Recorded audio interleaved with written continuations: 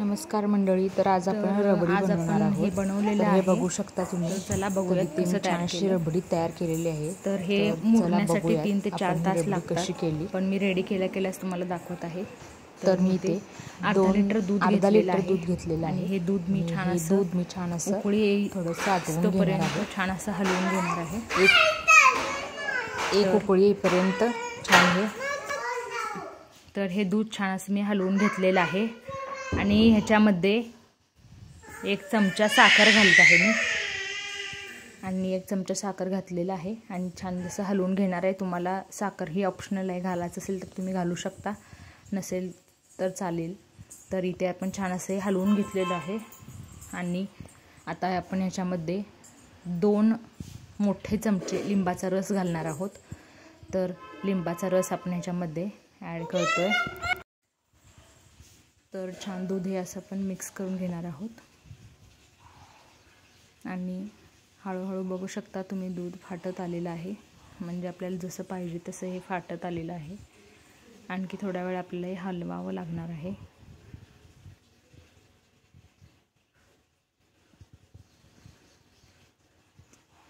तर असंच आपण हे हलवून घेणार आहोत आणि आपलं दूध आता हळूहळू फाटत आलेलं आहे.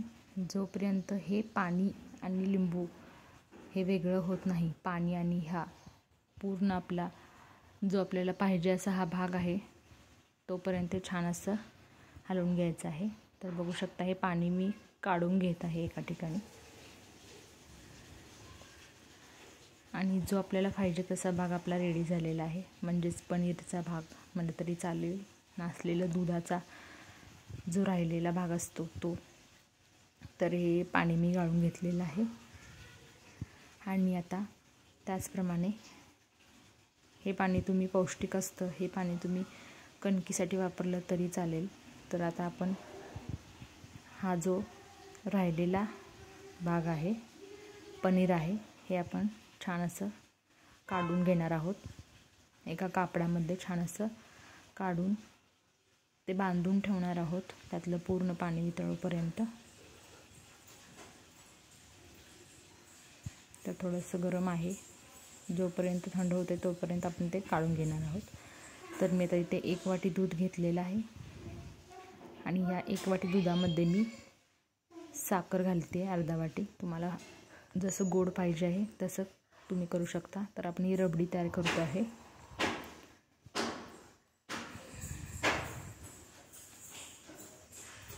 तर इथे छान असं दुधाला उकळी येईपर्यंत आपण हे छान तापवून घेणार आहोत.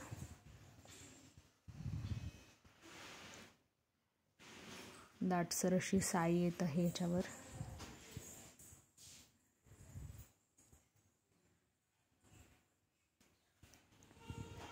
आणि आता आपण हे छान असं हलवून घेणार आहोत. तर बघू शकता तुम्ही.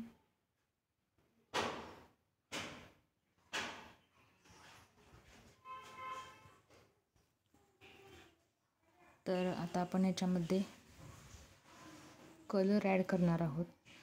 जो खायचा आपला ऑरेंज कलरचा असतो तो, आणि काही पिस्ताचू आणि बदाम आणि काजू याचे जे तुकडे आहेत ते घालतो याच्यामध्ये आपण.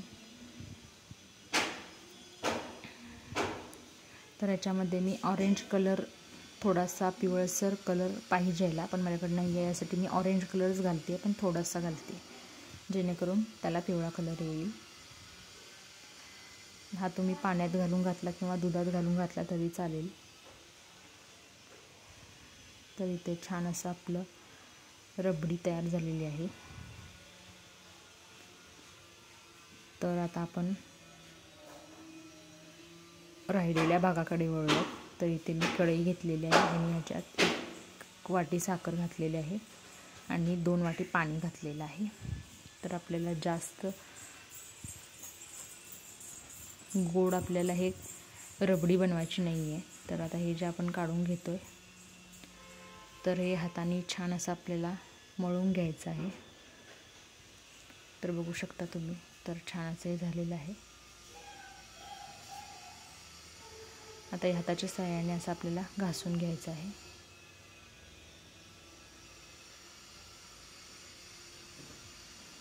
असं मऊ होईपर्यंत घासून घ्यायचं. 1 चमचा मैदा मी याच्यामध्ये घातलेला आहे आणि आपण छान हे मळून घेणार आहोत. असा गोळा तयार होईल असं आपल्याला हे मळून घ्यायचं आहे. तर बघू शकता आपला गोळा तयार झालेला आहे. तर याचे छान असे हे गोल गोल साईज करून घेणार आहोत रबडीचे आपण.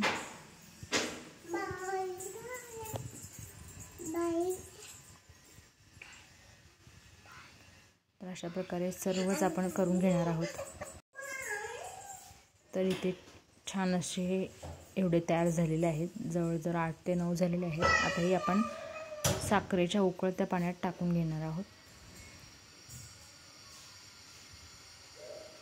आणि छान असे वर तरंगतात नंतर आणि फुगून मोठे होतात.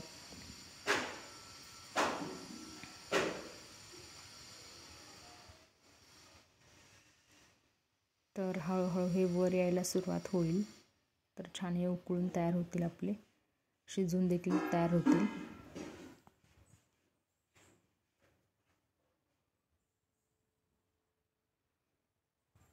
अशा प्रकारे आपण झाकून ठेवणार आहोत. थोडेसे झाकून ठेवल्यानंतर एक 10 मिनिटांनंतर आपण बघू शकता वर आलेले आहेत छान असे फुगून. तर अंगूर रबडी आपली तयार होत आहे आता मस्त अशी. तर हे अंगूर आपले छान असे वर आलेले आहेत तरंगत. आता आपण हे ग्रेव्ही थंड झालेली आहे ह्याच्यामध्ये आपण हे ॲड करणार आहोत आणि हे मुरण्यासाठी जवळजवळ 2 ते 3 तास लागतात सहज. तर छान असे हे मुरल्यानंतर ह्याचा आस्वाद तुम्ही घेऊ शकता.